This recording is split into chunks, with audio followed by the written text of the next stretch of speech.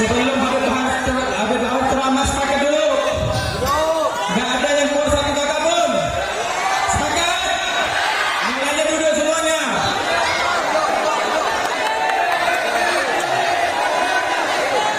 Oke, yang jaga duduk semua. Habib Zain bismillah, Habib Ali bismillah, Masya Allah. Oke, udah diam. Satu. Sepakat ya. Habib Bahar ketika kasih ceramahnya, beliau luangkan waktunya, beliau ada kesehatannya, maka siap juga kan? Allahu Akbar, Allahu Akbar.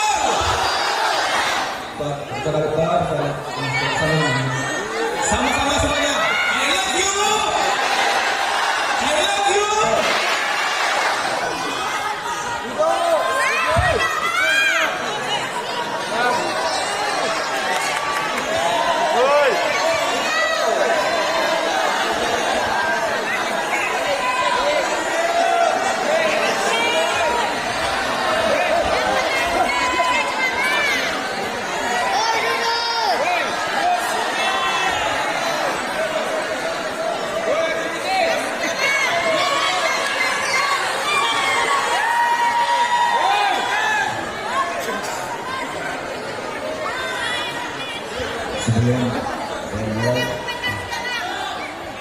Sebelum saya memberikan sedikit nasihat,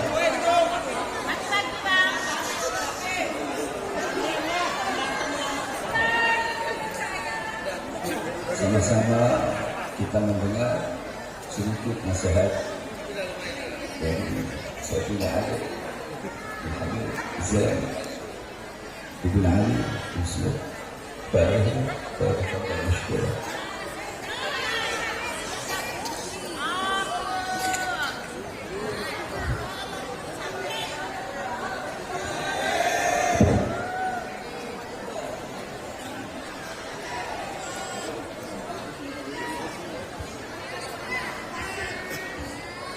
Bismillahirrahmanirrahim. Assalamualaikum warahmatullahi wabarakatuh.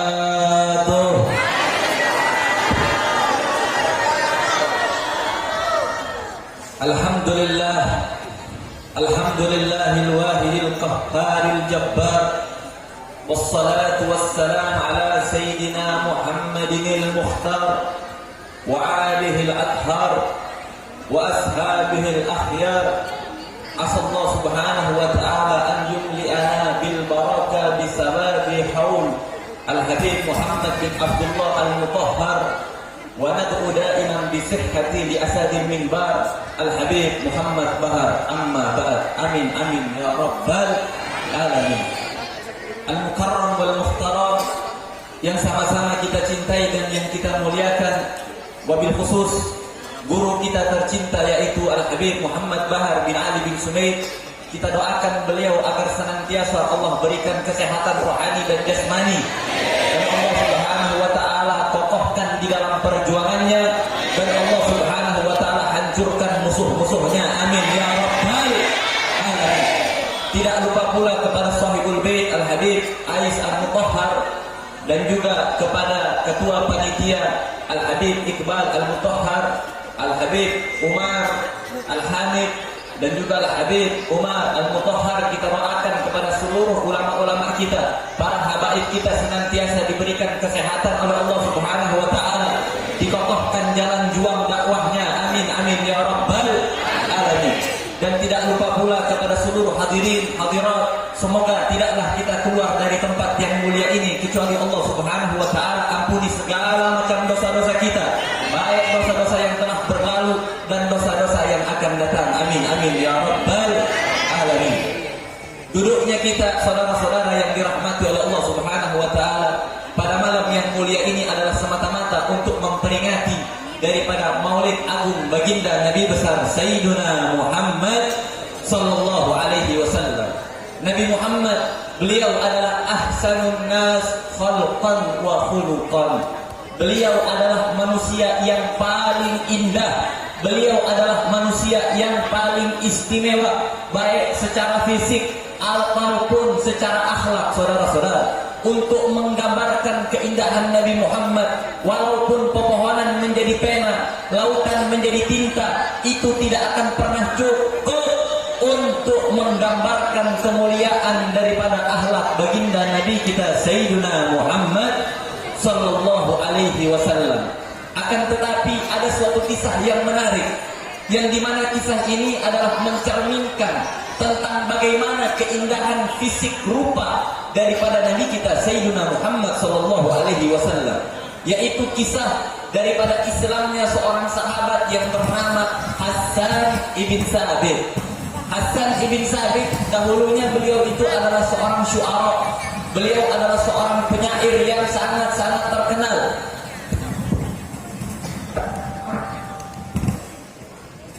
Ini kira-kira lanjut apa lanjut?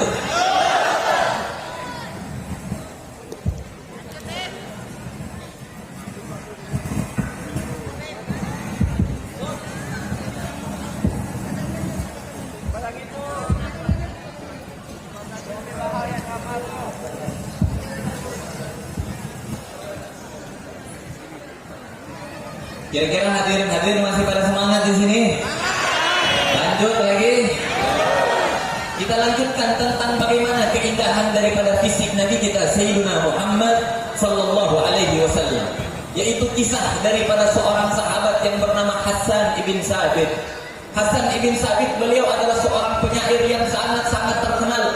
Beliau adalah seorang penyair yang dimana ketika beliau melontarkan suatu syair langsung terkenal di seluruh penjuru Arab, saudara-saudara. Dahulu kala ketika orang kafir Quraisy mereka ingin mencoba daripada membungkam dakwah Nabi, mereka ingin mencoba daripada menghancurkan mentalnya Nabi. Akhirnya mereka pun menyewa Hassan ibn Sabit untuk melontarkan syair-syair menghina daripada fisik Nabi kita Sayyiduna Muhammad sallallahu alaihi wasallam. Dipanggillah Hassan ibn Sabit. Ketika Hassan ibn Sabit dipanggil, mereka berikan dinar, mereka berikan dirham yang sangat banyak. Dengan tujuan apa? Agar supaya Hassan ibn Sabit melontarkan syair untuk menghina fisiknya Nabi, menghina Nabi, mencaci maki Nabi, agar supaya Nabi terbungkam di dalam dakwah, agar supaya mental Nabi hancur. Akhirnya Hassan ibn Sabit pun menerima tawaran tersebut, saudara-saudara.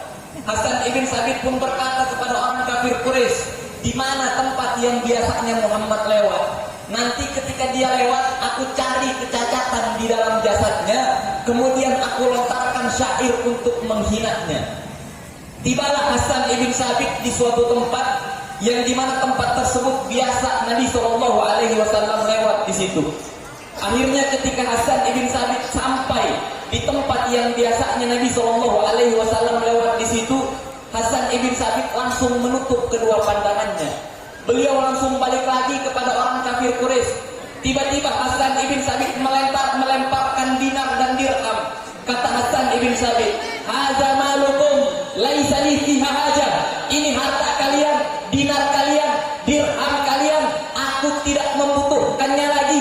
Ammal ladzi aradtum an ahjurahu, Allahumma inni ashhaduka wa ashhadu annahu rasulullah. Adapun jika kalian ingin aku mencaci maki Muhammad, menghina Muhammad dengan syair-syairku, maka hanya ini yang bisa kuucapkan untuk kalian.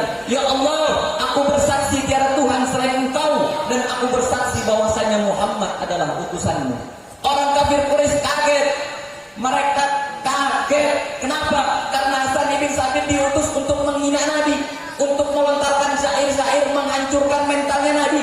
Tiba-tiba Hassan ibn Sabit ketika melihat wajah indahnya Nabi, beliau langsung bersyahadat di hadapan orang kafir Quraisy. Orang kafir Quraisy pun berkata kepada Hassan ibn Sabit, "Ya Hassan, mazala malihada arsalna." Wahai Hassan, betapa tololnya engkau, betapa bodohnya engkau. Apakah untuk ini kami mengutusmu, wahai Hassan? Maka Hassan ibn Sabit pun melontarkan satu syair yang indah, saudara-saudara. Apa kata Hassan ibn Sabit? "Falamma ra'aitu anwarahu sada'at, wada'tu min khifati kaffi ala basari, khawfan ala basari min husni suratih, falastu anzuruhu illa ala qadari, ruhun minan nuri fi jismin minal qamari, kahilyatin musijat minal anjumin zuhri." Apa kata Hassan ibn Sabit kepada orang kafir Quraisy? "Falamma ra'aitu anwarahu sada'at." Ketika aku aku melihat wajah jasad Muhammad tiba-tiba meluncur, tiba-tiba memancarkan cahaya yang sangat indah. Falastu anduruhu illa ala qadari, maka aku tidak bisa melihat keindahan wajah Muhammad kecuali hanya sekedar batasku saja. Khaufan ala basari min husni suratih, falastu anduruhu illa ala qadari. Karena aku takut ketika melihat indah wajah Muhammad, mataku menjadi buta saking indahnya wajah Nabi kita Sayyidina Muhammad sallallahu alaihi wasallam. Dilanjutkan oleh Hasan ibn Sabit, ruhun minan nur, ruhnya Nabi Muhammad terbuat dari cahaya, fi jismin minal qamari, di dalam jasad yang terbuat dari rembulan, kahilyatin musijat minal anjumi zuhri. Rangkaian jasad Nabi Muhammad seperti bintang-bintang kejora yang ditenun, saudara-saudara. Berarti Nabi kita indah apa indah? Nabi kita manusia yang paling istimewa apa paling istimewa? Nabi kita adalah manusia yang paling indah, saudara-saudara. Untuk menggambarkan keindahan wajah Nabi, keindahan fisik Nabi, walaupun kita memuji beliau sampai mati 1000 tahun, kita melontarkan syair-syair menggambarkan keindahan Nabi, itu tidak akan pernah cukup, saudara-saudara. Itu tidak akan pernah cukup. Sebagaimana dikatakan di dalam Burdah, fa inna fadla rasulillahi laisa lahu haddun fayuribu anhu nafiqun bifami. Sesungguhnya keutamaan Nabi, kemuliaan Nabi, keistimewaan Nabi tidak mempunyai batas, sehingga tidak bisa diungkapkan dengan lisan, saudara-saudara. Sehingga tidak bisa diungkapkan dengan syair, sehingga tidak bisa diungkapkan dengan pujian-pujian. Walaupun dari zaman Nabi Adam sampai akhir zaman kita rangkai pujian-pujian untuk memuji Nabi, itu tidak akan pernah bisa menafsirkan tentang indahnya baginda Nabi besar Sayyidina Muhammad sallallahu alaihi wasallam. Sembaring daripada keindahan jasad Nabi kita Muhammad, beliau adalah ahsanun nas khuluqa. Beliau adalah manusia yang paling indah akhlaknya, manusia yang paling indah budi pekertinya, sehingga Allah Subhanahu wa taala memuji di dalam Al-Qur'an betapa indahnya akhlak Nabi kita. Wa innaka la'ala khuluqin adzim. Sesungguhnya engkau wahai Rasul, engkau wahai Nabi, engkau benar-benar berada di atas budi pekerti yang sangat mulia. Bahkan untuk menggambarkan keindahan akhlak Nabi, dijelaskan di dalam kitab tafsir Al-Baghawi bahwasanya hina su'ilat Sayyidatuna Aisyah radhiyallahu taala anha an khuluqin Nabi sallallahu alaihi wasallam. Sayyidatuna Aisyah ummul mukminin, beliau pernah ditanyakan tentang bagaimana sih akhlaknya Nabi, bagaimana budi pekertinya Nabi. Dijawab sama Sayyidatuna Aisyah dengan jawaban yang singkat, padat dan jelas. Apa kata Sayyidatuna Aisyah? Kana khuluquhul Qur'an. Akhlaknya Nabi, kepribadiannya Nabi adalah Al-Qur'an. Sehingga mereka para ulama berkata, kana Nabi sallallahu alaihi wasallam Qur'anan yamshi 'alal ard. Nabi sallallahu alaihi wasallam beliau adalah Al-Qur'an yang berjalan di atas muka bumi, saudara-saudara. Artinya apa? Artinya di mana Al-Qur'an membimbing, di situ Nabi mengerjakan. Di mana Al-Qur'an memerintahkan, itulah yang Nabi kerjakan. Di mana Al-Qur'an melarang, itulah yang Nabi jauhi. Apapun yang dibimbing oleh Al-Qur'an, itulah jalan hidup baginda Nabi besar Sayyidina Muhammad sallallahu alaihi wasallam. Maka oleh karena itu kita jadikan Nabi Muhammad sebagai pedoman kita, saudara-saudara. Nabi Muhammad memegang teguh Al-Quran bukan hanya setengah-setengah saja, melainkan beliau memegang teguh Al-Quran secara menyeluruh. Jangan hanya sebagian saja diambil, sebagian yang lain dibuang, nggak boleh. Akhlaknya Nabi diambil, kepribadian lembutnya Nabi diambil, tapi amar ma'ruf nahi munkarnya Nabi dibuang. Kira-kira yang kayak begitu ada apa enggak? Ada apa enggak ulama yang kayak begitu? Amar ma'rufnya Nabi juga diambil. Nabi Muhammad juga beliau orang yang sangat tegas, beliau orang yang sangat berani. Jangan hanya mengimani sebagian saja dari Al-Quran, sedangkan Al-Quran yang lain dibuang, ayat-ayat yang lain tidak digunakan. Jangan, saudara-saudara. Bahkan dilarang oleh Allah Subhanahu wa taala. Atu'minuna bi ba'dil kitab wa takfuruna bi ba'dhin. Apakah kalian akan mengimani sebagian daripada ayatnya Allah, sedangkan sebagian yang lain lagi kalian masalah kelembutannya Nabi dijelasin sama dia, masalah akhlaknya Nabi dijelasin sama dia, tetapi ketegasan Nabi di dalam berjihad dia sembunyikan, ketegasan Nabi di dalam amar ma'ruf nahi munkar dibuang. Haram hukumnya mengimani sebagian daripada Al-Quran dan kita membuang daripada ayat yang lain, saudara-saudara. Bukankah di dalam Al-Quran Allah Subhanahu wa ta'ala mengajarkan kita untuk amar ma'ruf nahi munkar? Bukankah di dalam Al-Quran Allah Subhanahu wa ta'ala mengajarkan kita untuk bersifat lemah lembut? Bukankah di dalam Al-Quran Allah Subhanahu wa ta'ala memerintahkan kita untuk menjauhi kemungkaran, sayyi'at, dhalalat? Begitu juga Al-Quran memerintahkan kita untuk melawan segala macam kezaliman dari manapun datangnya. Betul?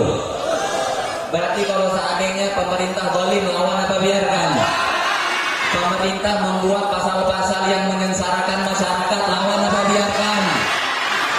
Lawan, saudara-saudara. Bahkan di dalam hadis yang diriwayatkan oleh Imam Bukhari, Nabi SAW beliau pernah bersabda. Apa kata Nabi? La tatamannau liqa'al adu. Jangan kalian angan-angan ingin bentrok sama musuh. Jangan kalian angan-angan dengan bentrok bersama musuh. Yakni angan-angan bentrok aja dilarang sama Nabi. Berarti Islam agama yang damai apa bukan? Nabi ngajarin kita damai apa bukan? Nabi ngajarin kita damai. Apa kata Nabi? Jangan angan-angan bentrok sama musuh. Tapi dilanjutin tuh hadis, jangan dipotong-potong. Soalnya nih ulama-ulama ulama-ulama yang lebih berbahaya dari Dajjal, mereka tuh cuma ngambil sepotong-potong aja. Bagiannya yang lain kagak dilanjutin sama dia. Bener kata Nabi, la tatamannau liqa'al adu. Jangan kalian angan-angan bertemu dengan musuh. Jangan kalian angan-angan bentrok sama musuh. Akan tetapi lanjutan hadisnya, fa idza laqaitumuhum fa'lamu fasbiru fa'lamu annal jannata tahta dhilal suyuf, kata Nabi sallallahu alaihi wasallam. Akan tetapi ketika musuh telah melawan, ketika musuh telah melakukan kebijakan yang zalim, sayyi'at, dhalalat, mereka telah bertemu bentrok dengan kita karena mereka menegakkan kemungkaran, maka lawan, kata Nabi. Ketahuilah sesungguhnya surga berada di kelatan pedang, kata Nabi sallallahu alaihi wasallam. Apa kata Nabi? Ketahuilah sesungguhnya surga berada di bawah kilatan pedang. Berarti surga taruhannya adalah nyawa. Sebagaimana Allah Subhanahu wa ta'ala berfirman dalam Al-Quran, Innallaha ishtara minal mu'minina anfusahum wa amwalahum bi anna lahumul jannah. Sesungguhnya Allah Subhanahu wa ta'ala membeli jiwa-jiwa orang yang beriman. Allah Subhanahu wa ta'ala membeli harta-harta orang yang beriman. Allah beli dengan apa? Allah beli dengan surga. Berarti kira-kira pemuda Pontianak ada kemungkaran siap melawan apa kagak? Ada kezaliman siap dilawan apa kagak? Maka katakan kepada mereka para pengkhianat bangsa, kami pemuda-pemudi Pontianak tidak akan pernah berhenti walaupun mati. Kami tidak akan pernah mundur walaupun hancur. Kami akan lawan kalian sampai titik darah perhabisan, saudara-saudara. Kemudian setelah ini mari kita dengarkan tausiah agama yang akan disampaikan oleh guru kita yang mulia, yaitu Al-Habib Bahar bin Ali bin Sukaid. Karena cintanya beliau kepada antum-antum orang, beliau dalam keadaan sakit, beliau dalam keadaan diinfus, beliau tetap hadir itu karena cinta yang sangat besar dari dirinya beliau kepada masyarakat pemuda-pemudi Pontianak. Alhamdulillah. Satu, saudara-saudara, hadis yang akan saya tutup, yaitu hadis yang saya baca di dalam kitab Ihya Ulumuddin, di mana Nabi Shallallahu Alaihi Wasallam ketika sedang berkhutbah, tiba-tiba orang Arab Badui memotong khutbahnya Nabi, memotong ceramahnya Nabi.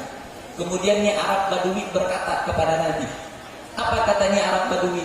Ya Rasulullah, mata sa'ah. Ya Rasulullah, kapan sih hari kiamat? Arab Badui nanya, ya Rasulullah, kiamat kapan?